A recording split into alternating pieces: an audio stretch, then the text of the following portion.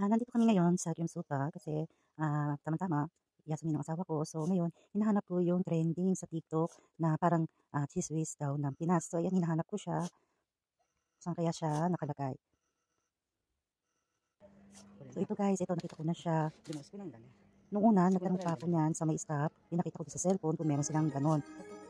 So ngayon, wala pala silang nakalagay dyan sa kanilang lagayan siguro na bili na lahat. So naglabas siya ng bago.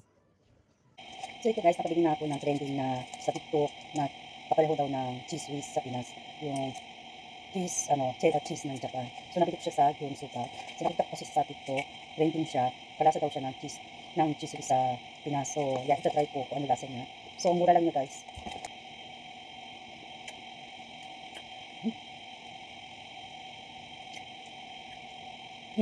Kalasa niya yung cheese whiz.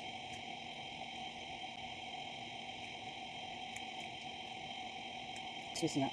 Pati yung kulay niya, oh. Kalasa siya. So, yun lang guys. Bye. Bili na rin kayo sa Gymsupa.